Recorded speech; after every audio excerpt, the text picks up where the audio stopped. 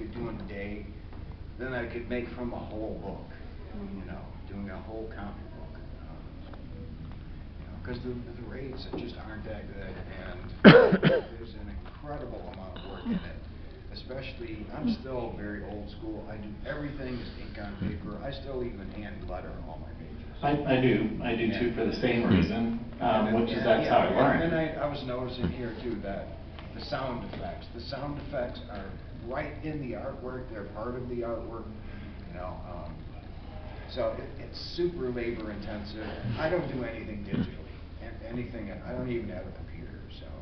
Because the joy for me is dragging the brush across the paper, and I love having an original that I can look at. There was one of these chapters I was showing a teacher out on the exhibit floor today, where I decided I wanted to try to do the entire issue as one unbroken shot, and all of the panels are the same size, but there's never a break in the imagery. It's moving from visual image to visual image through the entire issue. And that took planning. That took a lot to do. It was an entire month plus of work of me just hoping I could pull out this one thing. See how the sound effects of the thunder are like, you know, and their shape, it makes you think of thunder. And it's offset with the flash in the one panel. So the one panel's got a highlight for the lightning, then the thunder extends behind the other panels across there. It's stuff you can only do in comics. You can't do that in a prose novel. You could do it in something, a visual medium, but that's with a crew of a whole bunch of people and, you know, them trying to make this work. I sat down and did this in a day and made something that I thought looked cool. And at the end of the day, that's, if I made something that looked cool, that I think other people are going to like, that's well, I happy. That if I like it, if I like what I'm doing, because I'm no different than everybody else, everyone else is going to like it too. If it works for me, if it's making me happy or whatever, it's like, everyone else is going to like it too. So I draw for myself, but you know, the reality is my interests aren't that different from anybody else's, so it's And you know, the movie stuff that comes along, when my novel came out, Could There Be Dragons, this was optioned by Warner for David Heyman, who made the Harry Potter movies, to produce. So this got me a lot of attention when it first happened, which helped sell the books. Then they made the last Harry Potter into 2 movies, and he got distracted, and then we had a writer's strike, and all these things happened that affected that ever being made. But I went on and did more books, and then I did some more comics, and that's a thing that we can control completely. Maybe that's part of why we love it. You know, nobody else has to work on that for us to make those stories work. And I think also with James, you know, is that, and we've all had projects where we've worked on them for years, 2 years, movie projects that you'll never see. Nothing. I've got work that is in drawers and in files that you'll never see anywhere because the Sony went under. I had literally spent years working on a film project with somebody, and the last minute the studio decides they're not going to do it. They pulled the funding, and all that stuff goes into a drawer. I don't own it because it's part of the studio. The studio owns it, and it's like I have just wasted a year of my life working on this. You know? Not that it was a waste, because I got to meet some famous directors and. And to help them further their vision, and so I mean, there's something, but it's like I don't personally have anything to show for it. Like, you know, it's like you've been gone for a year. I'm like, yeah, it's all in a drawer somewhere over at Sony.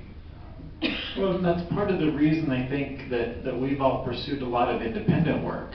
Is very early on, when I was doing those tours in the 90s with Jeff and Colleen and Dave, I got approached by a lot of companies about a lot of things. And I'm a big DC fan. I am a, well, there's my one tattoo. And I got approached by DC, and just to show you how old school mine is. Oh, cool. Oh, my crazy cat. That is way old school. Well, I got approached about doing a Batman cover, and I said, I'm too new. I need to get more work done, because if I do Batman covers now, I will always be billed as Batman cover artist and creator of this other comic book that we can't remember. And I wanted to be known for that. James is known for the Crow. I'm known for Star Child and the Dragons. I'm the dragon guy Yeah, now. I've done, I think, 1,600 pages of comics, but that 250-page book is what I'm known for. And I'm totally fine with that, because it's mine, you know. Every single thing in that book I wrote, drew, penciled, zip-toned, you know. It's like, that's my child, you know. Well, that's kind of where I was driving when we were talking about the unseen work. Yeah. There's a Batman story that was written by David Lapham, drawn by Bill Sienkiewicz, that has been in the drawer for years. David Lapham is another independent artist, and he is probably the most brilliant story. If the Coen brothers were doing comics, because it's mean, it's brutal, it's hilarious. He does a book called Stray Bullets. Stray Bullets. And One of the best crime books not out a there. bad issue in the entire run, you know. And Stray Bullets, David and Maria control Stray Bullets. They'll publish Stray Bullets. A Batman annual with Bill I can't recommend Sienkiewicz. that book enough. That's in a drawer. They'll be passed around photocopies to other pros. Oh, isn't this brilliant? When's it published? Oh, they're not going to publish it. Yeah. Because whoever is in charge of those titles at DC Comics decides it's not the time, or we're not going to invest in this. And you know, I want to be able to sit down and do a comic and figure out how to cover the cost of printing it and get it in the distribution system and get readers reading it and pay some bills because I did it. And when you control your own work, you can make choices like that. When something is part of what somebody else owns or part of a studio system, you don't. Yeah, I have a 60 pages of Aliens art that will never be seen. Wow. So, Black and white stuff. Black and white, yeah. I was working on the adaptation of Aliens, the movie, and when they came out and killed Newt, that changed everything. And, you know, but I just remember I also got, I got fired on that one job, and it's funny because the panel I was drawing was the one where Ridley is sitting there and they're saying the aliens just turned the power off. She goes, the power's off, and I'm drawing that panel. I get it, Randy, you're fired. What? So, you know, I mean, again, that's the thing, you do that. So that's why my newest endeavor, because I've worked in video games and I've worked in comics and I've worked all over the place, I did something about, you know, with Dover Books for creating your own fantasy world. And this is all my stuff. I own it and everything else, just like these guys are talking, you know. Yeah, he has a very distinctive, unique universe of characters and just designs. It's unmistakably Mark, you know. I've been ripping off James and James for years. we all owe stuff to other people. Yes. We I mean, stood on the shoulders of giants, without a doubt. The one thing I remember, one of the things the most, which I thought was really interesting, I saw a little comic thing, and there's Mike Mignola, and he says, I was in the office at Marvel, and the new Mobius stuff was just coming in, and he just said, oh my God, this is just going to change the face of American comics, and blah, blah, blah, and he said, and 6 months later, you know, we seemed to know who he was. And it's so weird because, and this is something I talked with these two guys about, is that because of the movies and because of certain things, everybody it's branding. It's branding everything. Now comic books, for the most part, exist as a promotional device until they get the next movie out. And that doesn't carry over, you know. People who go see the movies do not go to a comic book store. Or if they do, because it's very specific, you have to find a comic book store. You have to drive there, you know. Yeah. And then you have to buy something, and they're not cheap anymore. I think they average like $3-4 a pound. Yeah. And you get there, and it's like, well, this isn't the Iron Man that's in the movies, you know. So now they simply exist as a promotional device until a new movie comes out. In order to keep the license alive. Yeah. So, but that's like the, you know, Marvel and DC. So if I'm going to say anything to you guys out there is that look around at the independent guys that are still working and doing things out there, because you're gonna find some Yeah, find your incredibly good voice, books. find your voice and your vision and pursue it. That's the only way to make money, you know. I still own my character, and every time they make one of those horrible sequels, they got me. So, it's, you know, yeah, I've done really well for myself, and he has as well. Mark, not so much. No, Mark is artist, and he's one of those like artists. It's like, not everybody knows his name, but we all know his work, you know.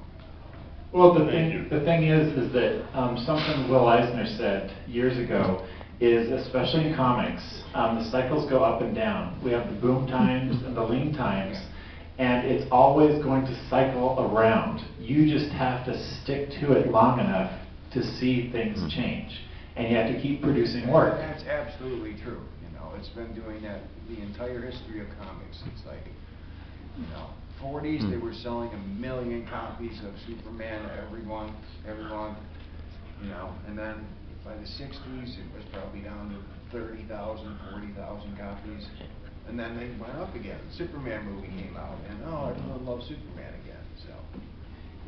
Yeah, and that's, I mean, the whole thing too is, remember, how many times have you heard print is dead, you know? And then yet it's still around. And then everyone's saying, well, the only way that comics are going to survive is on the web. Well, there's web comics, and that's great too. We do have a lot more places, social medias, to get things out and tell people. And then, like what James brought up earlier, is the whole Kickstarter thing. And that's what saved my bacon in a couple jobs, because people knew my work and they were willing to support that Kickstarter.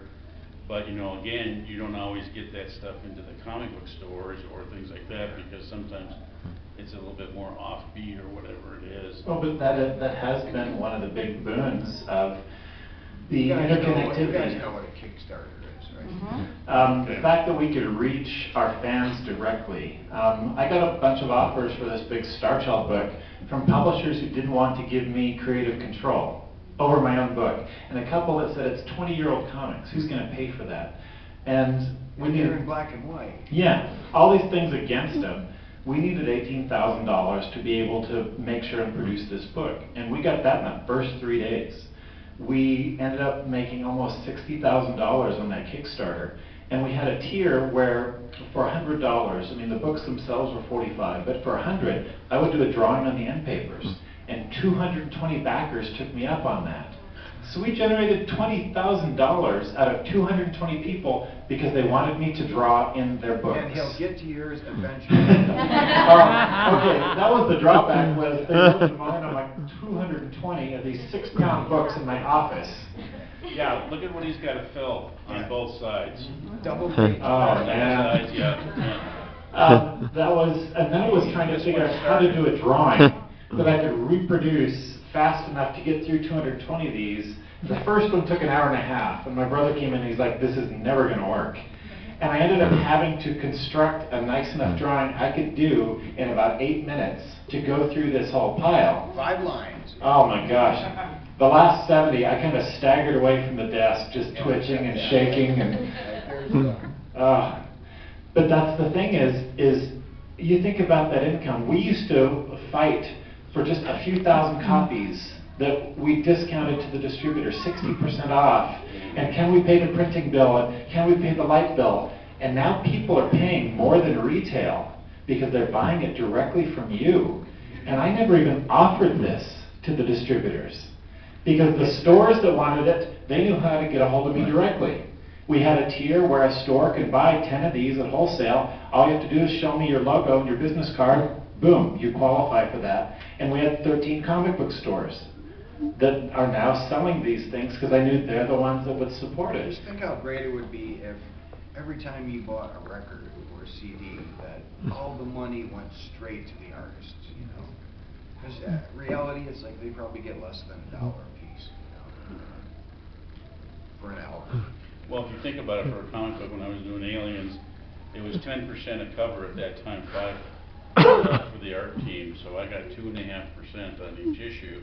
So that means on a $2 book, I made a nickel. Was that against your page rate too? Yeah, against the page rate. So they're paying you your page rate up front, and they're saying, okay, you get this much page, and then you'll see a royalty if the book sells enough that they can then go beyond that page rate. So, yeah, it's a very interesting business, and the artist is really, 20th Century Fox was making more in those comics than the art team was. But that's the way it's set up, the tiers and everything. And you know, sometimes the movie money, because I got paid pretty well for that first option, and they paid me for the screenplay. And I think James will relate to this. You get these executives that they feel they have to mess around with things to justify their job. So I turned in this screenplay, and I went to go deliver this to the executive. And he's like, hey, it's great to finally meet you, James. Can't wait to work on this. So here's my list of things that I think we should change in the screenplay. And I said, great. Why don't I give you the screenplay first, and you can read it, and then we'll go through. What? I thought I already had it. But I've got this whole list of notes. Oh, we didn't have it? Oh, I'm sorry. There must have been a miscommunication. So anyway, here's my list of notes.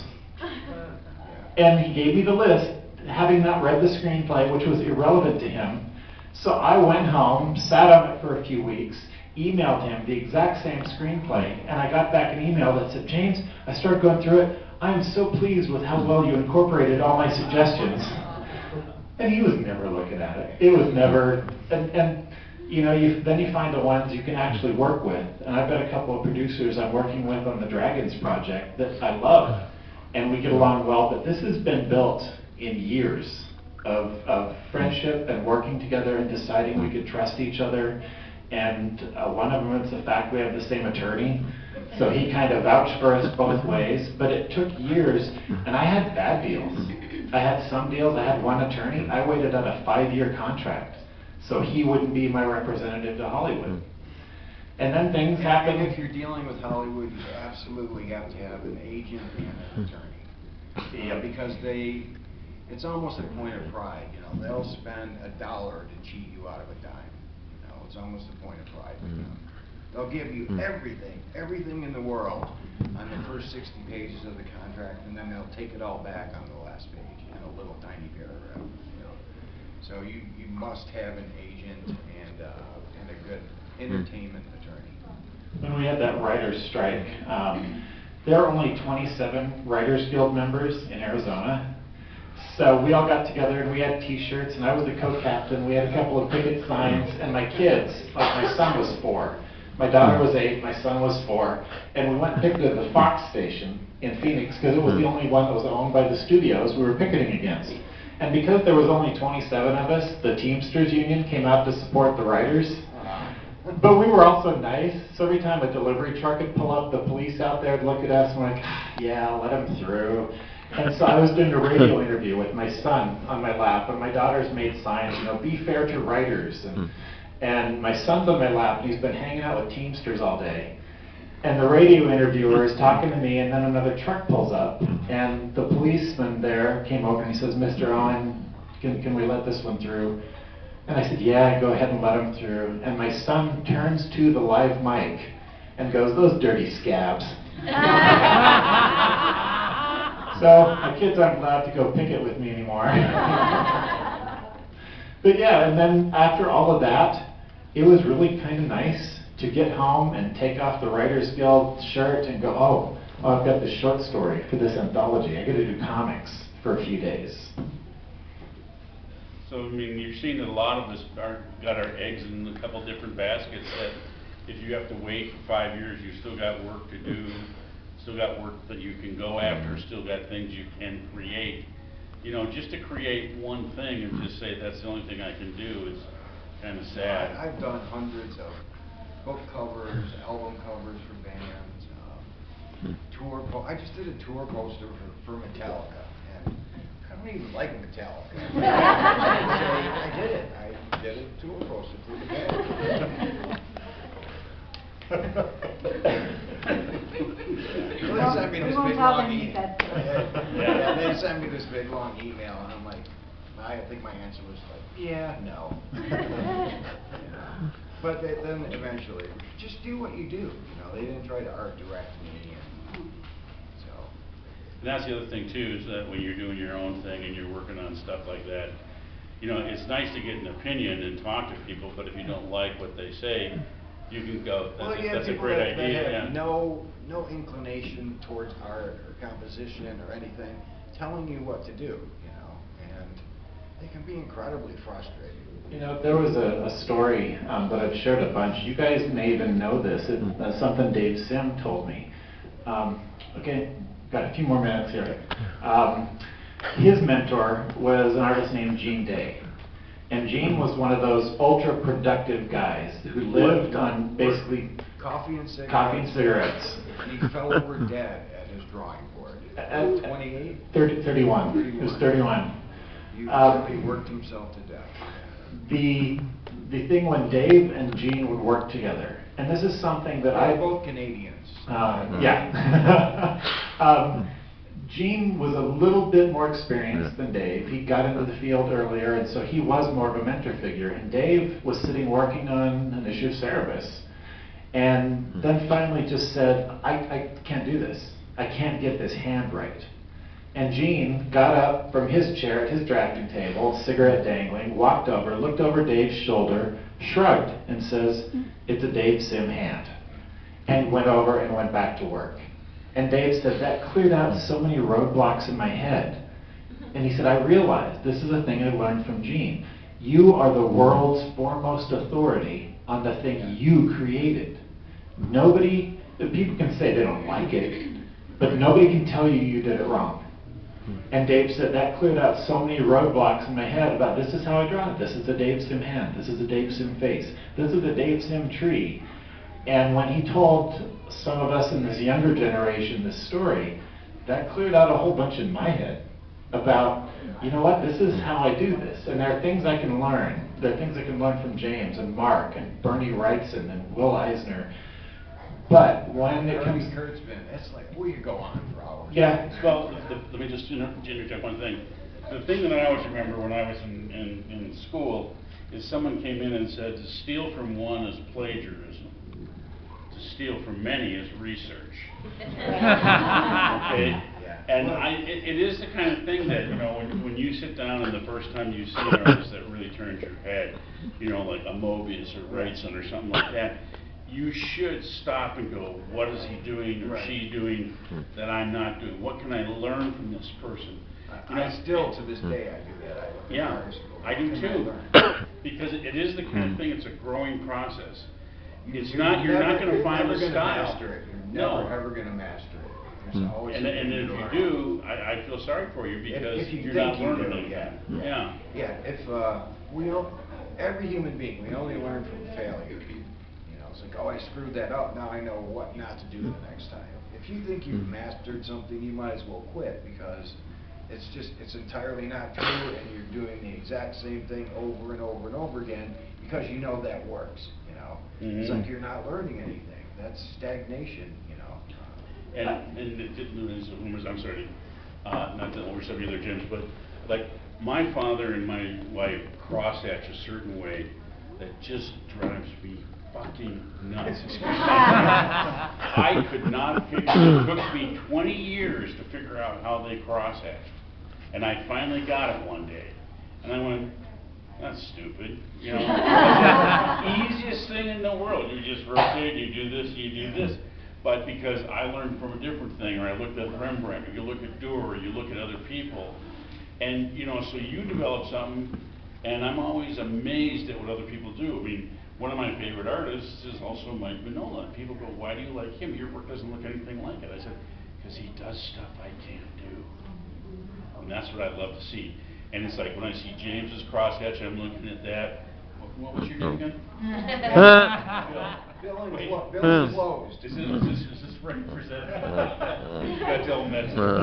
But we all look at each other's work. You talk about stuff when you see things.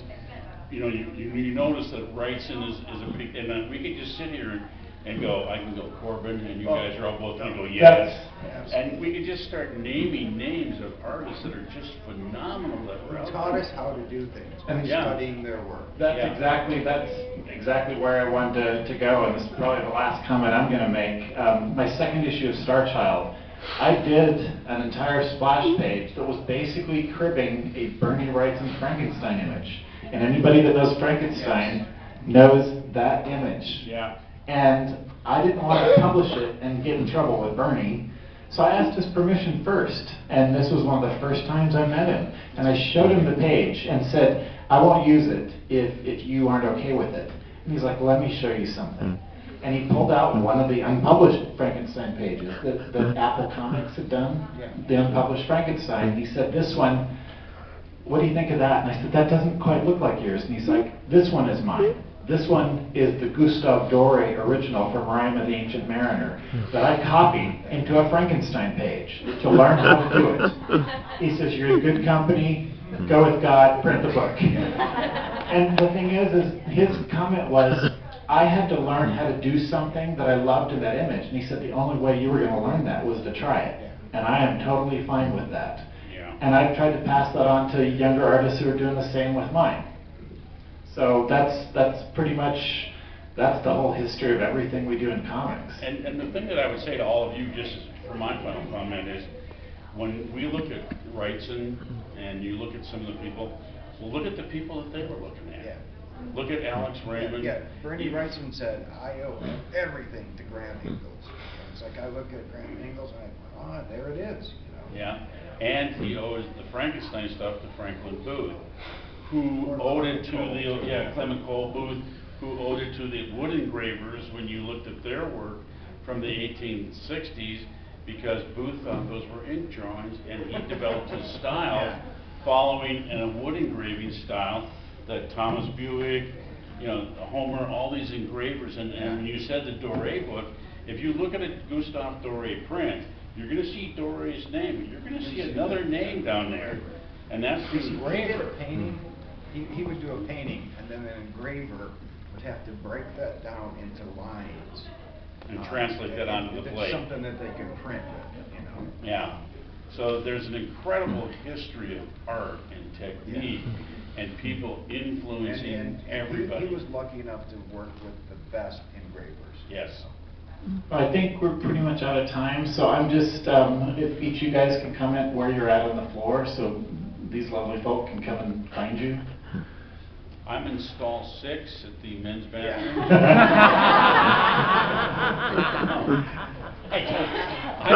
I'm right behind the food stand. That's all. What is it? 10, We've got 10, the 19 row or of something. our celebrity artists along there, the blue tables. The blue tables up there. James and I are right next to each other. I'm sorry? 10-18 for you. And what is James at? He's 10. Right next to him. Yeah, he's 919. Yeah. And I'm in the center Wait. Not on the aisle, picture. Artist Alley 81 and 96, and come and see any of us if you have questions, and I think that wraps us up, and thank you all for coming.